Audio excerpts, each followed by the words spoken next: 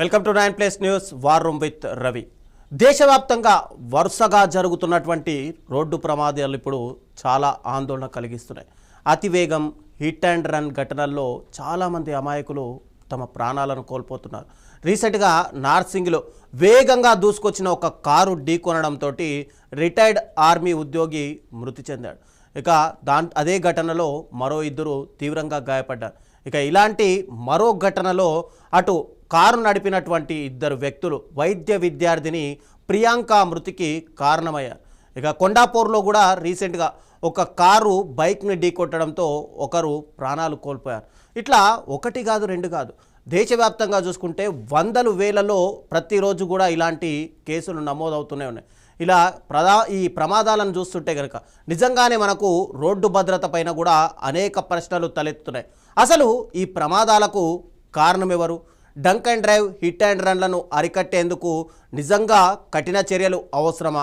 ఇదే అంశానికి సంబంధించి ఈరోజు మనం డ్రంక్ రైడ్ పైన డిబేట్ చేయబోతున్నాం. దీంట్లో మనతో పాటు డిబేట్లో పాల్గొనడానికి ప్రొఫెసర్ రాజారాం గారు అనలిస్ట్ ఉన్నారు.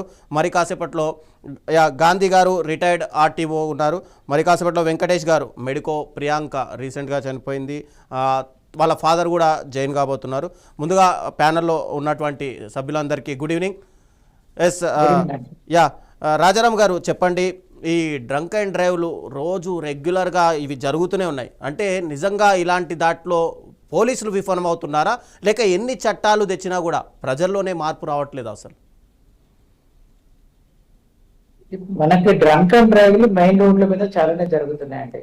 అయితే ఇప్పుడు ఎన్ని డ్రంక్ అండ్ డ్రైవ్లు జరిగినా ఇక్కడ హిట్ అండ్ రన్ కేసులు, డ్రంక్ అండ్ డ్రైవ్ తో జరిగే యాక్సిడెంట్లు తగ్గడం లేదు. అంటే number of drunk and drives ఎక్కువ జరగాలి ఒకటి, శిక్షలు కఠినంగా ఉండట్లేదా, గత అఫెండర్స్ ని మనం ఫాలో అప్ ఏమైనా చేస్తున్నామా? ఇప్పుడు విదేశాల్లో ఎట్లా ఉంటదంటే ఒక్కసారి తనకి ఏదైనా జంప్, సిగ్నల్ జంప్ అయినా, హై స్పీడ్ అయినా వాళ్ళ డ్రైవింగ్ లైసెన్స్ కి కంప్యూటర్ ఆధారంగా మీరు ఇన్ని అఫెన్సెస్ కు పాల్పడ్డారు, మీకు ఇంకొక పెనాల్టీ కనుక జరిగిందంటే మీ డ్రైవింగ్ లైసెన్స్ 1 ఇయర్ పాటు క్యాన్సిల్ అవుతుంది, లేదా 5 ఇయర్స్ పాటు మీరు డ్రైవింగ్ చేయడానికి లేదు అన్న అంశం కరెక్ట్ గా ఉంటాయి. మొత్తం డిజిటైజ్డ్ ఉంటది.